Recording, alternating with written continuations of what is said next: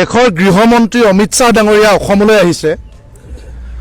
আজিৰ দিনটোতে আমি দয়াঙৰ কৃষক ৰাইজ আমি ৰাজপথলৈ ওলাই আহিবলগীয়া হৈছে যে আমি জীৱনৰ নিৰাপত্তা বিচাৰি আমাৰ ভূমি আমাৰ জীৱনৰ প্ৰতি ভাবুকি আহিছে। আপোনালোকে চাওক যে অমিত শ্বাহ ডাঙৰীয়া বৰজাৰ বিমানবন্দৰৰ পৰা নিশ্চিত নিৰাপত্তাৰে চাইৰেন বজাই অসমৰ ভূমিত আহি কেইটামান বিল্ডিঙৰ তেওঁলোকে ফিটা কাটিব, ৰঙা নীলা লাইট লগাই জাক জমকতাৰে সেই বিল্ডিং কেইটাৰ উন্মোচন কৰিব, লাইট কেমেৰা একশ্যন ফটো মাৰিব, ফটো মাৰি ফেচবুকত দি মিডিয়াত দি তেওঁলোকে সফলতাৰ জয়গান গাব। অসমৰ মুখ্যমন্ত্ৰী ডাঙৰীয়াই ক'ব যে মই সফল মুখ্যমন্ত্ৰী। কেনেকৈ সফল? যে অসমৰ কেইটামান সংগঠনৰ কেইগৰাকীমান প্ৰতিনিধিক দিল্লীলৈ মাতি নি চাহ মিঠাই খুৱাই তেওঁ ফুলজাৰি মাৰিব যে অসমৰ জাতীয় সমস্যা আমি সমাধান কৰিলোঁ। সেয়াই তেওঁলোকৰ উন্নয়নৰ সফলতাৰ নমুনা। তাৰ বিপৰীতে কিন্তু আজিৰ দিনটোত আমি সীমান্তবাসী ৰাইজ নিৰাপত্তা বিচাৰি ৰাজপথলৈ ওলাই আহিছোঁ। কিয়? যে আমাৰ ককা দেউতাহঁতে জংঘল কাটি খেতি মাটি প্ৰস্তুত কৰা মাটিত এতিয়া নগাই আগ্ৰাসন চলাইছে। আমাৰ মাটিত তেওঁলোকে ধান কাটি নিবলৈ আহে, আমাৰ মাটিত তেওঁলোকে পাম অইলৰ খেতি কৰিবলৈ কাঢ়ি লয়। সেই সময়ত অসম চৰকাৰ কেন্দ্ৰীয় চৰকাৰ নিৰ্বিকাৰ নীৰৱ।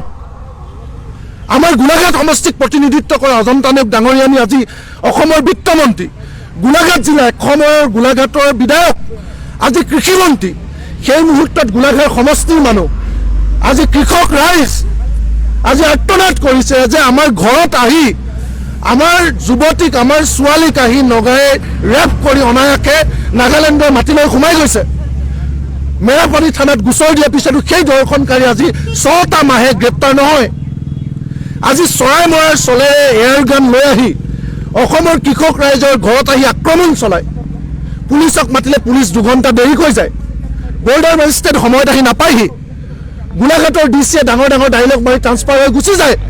তাৰপিছতে জীৱনৰ নিৰাপত্তাহীনতাত ভুগি আজি আমি ৰাজপথলৈ ওলাই আহিছোঁ। এতিয়া গৃহমন্ত্ৰী ক'ত? এতিয়া অসমৰ মুখ্যমন্ত্ৰী ক'ত? এতিয়া অজন্তা নেওগ ক'ত? অতুল বৰা ক'ত? গোলাঘাটৰ ডিচি ক'ত? সেই প্ৰশ্ন আমাৰ উত্তৰ লাগে। আমি বাৰম্বাৰ কৈ আহিছোঁ যে দয়াঙৰ মানুহক চিট ফাৰ্মৰ মানুহক মাটিৰ অধিকাৰ লাগে, কিন্তু বসুন্ধৰা 1.0 2.0 3.0 ঢাক ঢোল বজায় খিলঞ্জীয়া মানুহক মাটিৰ অধিকাৰৰ কাৰণে আঁচনি আনিছোঁ বুলি, কিন্তু এখনো বসুন্ধৰাই আমাৰ দয়াঙৰ মানুহক ঢুকি নাপায়। কিয়? এহাতেদি মাটিৰ অধিকাৰ নাই, এহাতেদি নাগাৰ আগ্ৰাসন, এহাতেদি আমাৰ কৃষকসকলৰ কৃষি উৎপাদনক লৈ নগাইৰ পৰা অনবৰতে ভয় কেতিয়াই ধান কাটি নিব ঠিক নাই, এহাতেদি ঘৰত সোমাই নগাই ছোৱালীক ধৰ্ষণ কৰিব, দিন দুপৰত আহি বুকুত ধৰি গুলিয়াবলৈ আহিব নগা। তাৰপিছত আমাৰ এইখন অসমৰ এইখন গোলাঘাটৰ এইখন দয়াঙৰ এই দয়াং পঞ্চায়তৰ এই অঞ্চলৰ মানুহৰ এই সীমান্ত পঞ্চায়তৰ এই চিচুপানী পঞ্চায়তৰ এই মেৰাপানী পঞ্চায়তৰ মানুহ আজি নিৰাপত্তা নাই। তাৰপিছত তেওঁলোকে সফলতাৰ জয়গান গায়। গতিকে আজিৰ দিনটোত আমি স্পষ্টকৈ অসম চৰকাৰক কৈছোঁ, যিটো দিনত গৃহমন্ত্ৰী অসমলৈ আহিছে, আপোনালোকে আন্তঃৰাজ্যিক সীমা সমস্যাত বসবাস কৰা মানুহক নিৰাপত্তা দিব নোৱাৰাকৈ কেৱল কেইটামান বিল্ডিঙৰ ফিটা কাটি আপোনালোকে সফলতাৰ ভুৱা শ্লোগান আমাৰ আগত নিদিব। আপোনালোকে সফলতাৰ জয়গান যদি গাব লাগে তেতিয়াহ'লে সীমান্তবাসীক নিৰাপত্তা নিশ্চিত কৰক। আৰু যি দিনটোত আপোনালোকে জয়গান গাইছে সেই দিনটোত আমি জীৱনৰ অধিকাৰ বিচাৰি হাহাকাৰ কৰিব লগা হৈছে, এই কথাটো সমগ্ৰ পৃথিৱীৰ মানুহে দেখক। সেইকাৰণে আমি আজি প্ৰতিবাদ সাব্যস্ত কৰিছোঁ। গতিকে আমাৰ স্পষ্ট কথা, অসমৰ ভূখণ্ডৰ ভৌগোলিক সীমাৰ ভিতৰত থকা প্ৰতিখন গাঁও প্ৰতিগৰাকী ব্যক্তি সুৰক্ষিত হ'ব লাগিব। আৰু যদি সুৰক্ষিত কৰিব নোৱাৰে তেতিয়াহ'লে আমি কঁকালত টঙালি বান্ধিছোঁ, আমি নিজেই যুঁজিম, নিজে আত্মৰক্ষাৰ কাৰণে আমি যুদ্ধ কৰিম।